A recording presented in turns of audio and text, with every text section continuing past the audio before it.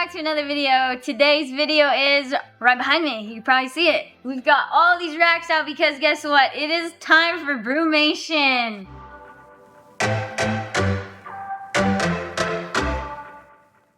So, today is actually Halloween, so happy Halloween. Late Halloween, I guess. But anyways, that means that the snakes are going down. So, we put our snakes down at Halloween. Here in Utah, we totally can do that because it's actually getting cold fast. We've hit, I don't know, we've been in like the 30s at night for the past, what, 2 weeks, maybe? It's been pretty chilly.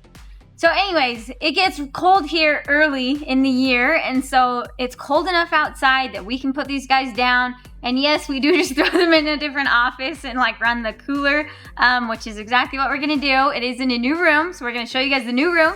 And we'll get these guys in there. But the important thing about Brumation is, well, why don't we talk about it and show you some snakes at the same time? That's more interesting, right? Okay, so we actually already have these guys in racks. Okay, so I am leaving these 4 racks how they are to just wheel them straight in because these racks will go through doorways. These bigger racks do not fit through doorways. So we move all the other adults into these other cages, which these are just V35s. And during Brumation, they really don't need more space than that because Brumation is when their metabolism slows all the way down practically. And they just sit there and sleep, I guess. It's like hibernation for bears, but it's Brumation for snakes. So, we've shown some of these guys before, but I mean, we literally just did a video and she was on the video. This is an albino, Ocean County Northern. And so she's going down for her first Brumation. Actually, I think last year we did a mini Brumation for her. I think we did. I don't know if you remember. But some of these we did try mini Brumations with. But this is a het albino, Ocean County. She's a really dark one. So, could make some really pretty dark babies. Who knows? Lots of black on her head, which is kind of neat. I always do Brumation. I've never not done Brumation. I think Brumation is kind of key to helping these snakes cycle so that they will want to breed in the coming spring. And so, you okay if we go down? Or are you gonna cramp again? Everybody loves this guy. He's a leucistic Florida pine, and he's really pink and orange and just really cool. He was a stud this year, sired his first clutch, which is pretty awesome. Pretty excited about that. This was the mama of that clutch, so this is our big Lucy female. She's also kind of got some orange going on and some like cream color. So this rack mostly has some pines in it. And then these bottom 2, boy, it's like stuck right there. Going in sideways. There you go. Towards me. I feel it. It's not. There we go. And then this girl we're hoping will actually produce for the first time next year. I almost pushed her to produce this year, but I decided not to, which is funny because she's totally big enough. But anyway, it's okay. She'll get a full Brumation this year. She'll be ready to go for next year. This is a Calhoun County, Florida pine. So, pretty cool stuff there. I really like this locality. Even though we're not going to be breeding locality to locality next year, we'll actually use the leucistic male on her next year. But they're both Florida pines, so not really crossing any streams there. So, pretty sure that's all good there. So, I'm excited. Or we could potentially use a different male. I actually didn't think about it. I have a snow Florida male that could potentially breed next year. Maybe we could use him instead. I don't know. Anyway. And then this bottom one is one of our younger Jani.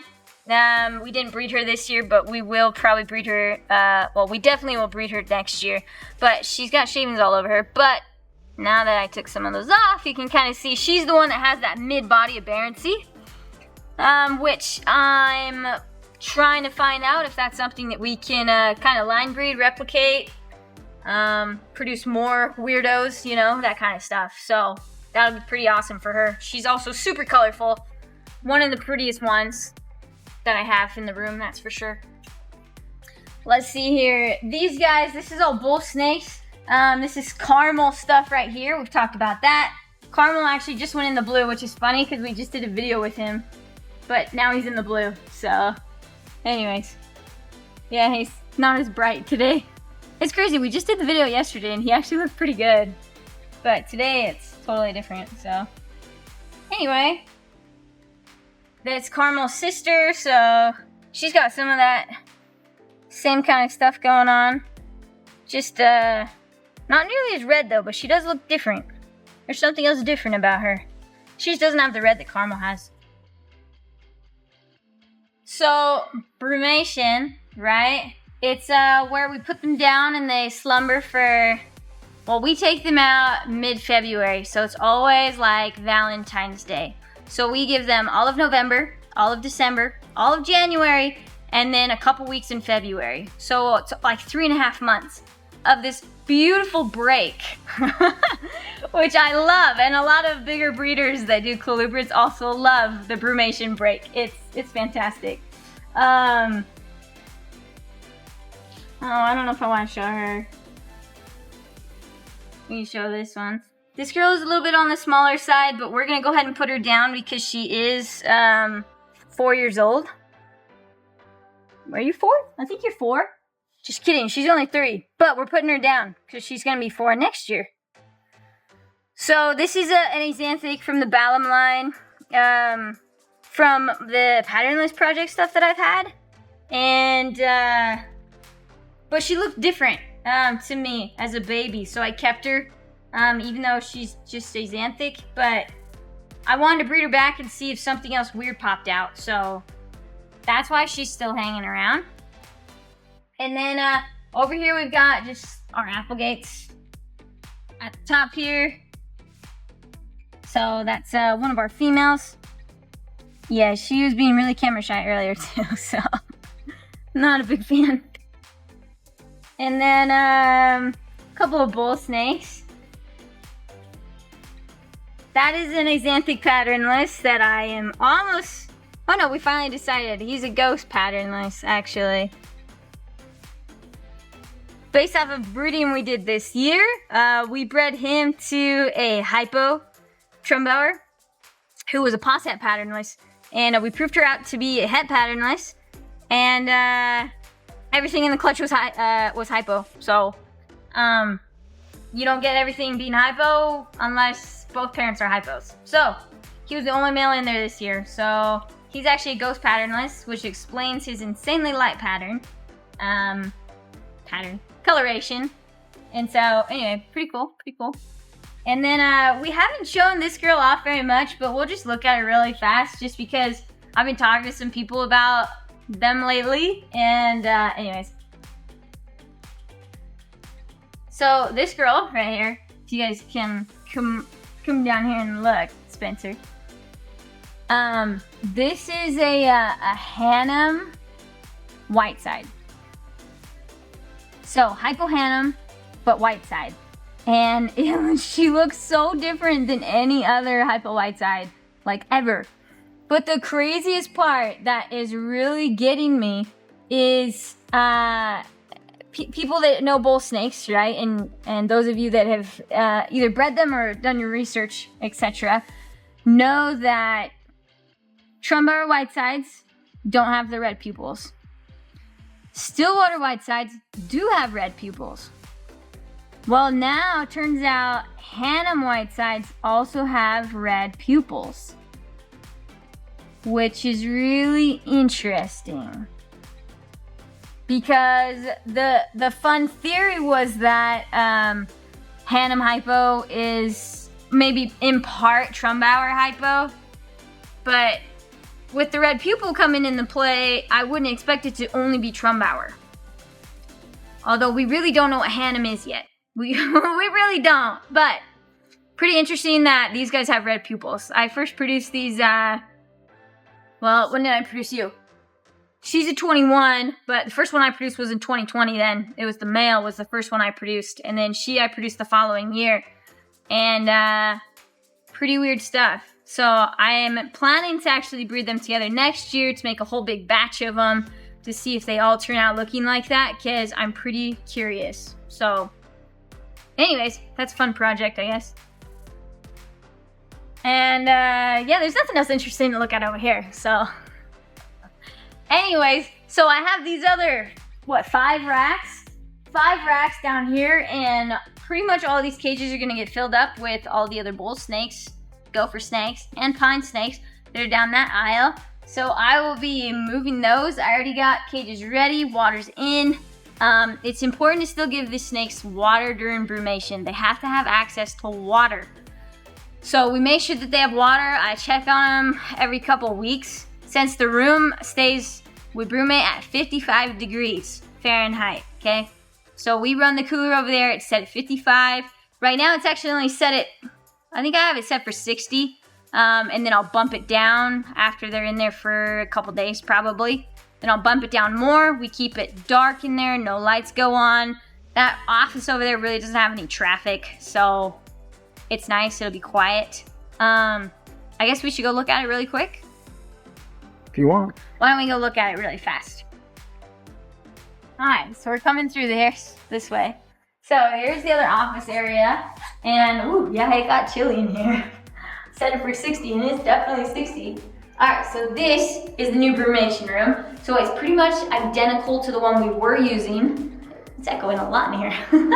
But the other one we turned into an incubator. So we decided to go ahead and swap. We'll do brumation in here this year, and then we'll leave the incubator alone. It can just be an incubator, which is great. So we're gonna wheel all the racks into this room, and then we'll turn the light off. I already got the window covered. Everything should be good. It'll be dark and cold and perfect. So since it's echoing so much, we're actually gonna finish the conversation over there, because I feel like it's echoing a lot. All right, so we just showed you the room. So that's gonna be the room. We're gonna get all these guys moved in there today. I just have to transfer everybody else over. And then they'll cool down. I'll turn the temperature down to 55. They'll sit at that. I don't think I'll put it any lower than that. They could go lower, like 50, and they'd probably be fine, but I usually just do like 55, so it doesn't go above that. That keeps their metabolism way down. I stopped feeding these guys I actually stopped feeding them pretty early this year, but it's been at least 3 weeks, I think. Usually I do at least 2 weeks, but I did like at least 3 weeks this year, I think. So the important thing is to stop feeding them early in preparation for brumation. So if you guys are thinking about doing brumation, make sure that you stop feeding them so that they can empty themselves out. Because once you cool down their body, it's better if they're empty, is all I'm saying. So empty them out, give them time, and then you'll be able to put them down for brumation once they're, starving and they want to chomp you while you're trying to move them. It's great. I'm just kidding. Anyways, so that's important. Brumation is a really important time for them to be able to cycle. Not only for the females to be able to do their cycle that they need to do before they will ovulate in the following spring, but also for males. I haven't done any of the studies myself, but it's been said, through people throughout the years for colubrids that it's a really important time for the males and their sperm to be able to cycle their own stuff, I guess. I'm not exactly sure how I should put that, but it's important for their sperm to be able to cool like that too, and for them to have that opportunity to also hibernate. So in the spring, they're just ready to go, I guess. I don't know. I don't know all the science behind it, but it's what we do, and it works really good. So, especially in colder climates, I would highly recommend it. If you guys get cold enough, do it. I know there's people in California and Florida that have a much harder time doing that, and that's understandable. But if you guys could at least get them down to the 60-ish range, I'm sure that would be enough of a cycle for them. I think one of the other important things is just the light. If they just have total darkness, very minimal interruptions, just checking on them to make sure they have water so they can still drink and have access to that is awesome. Otherwise, we really won't see these guys for the next 3.5 months. And then it's go time after that. But anyways, if you guys have more questions about Brumation, please go ahead and drop them in the comments. Send me a message, however you want to get in contact with me. Happy to answer your questions. It is a pretty exciting time of year because that means the new season is upon us once they wake up, which is super fun. So anyways, thanks for watching, and we'll see you guys next time.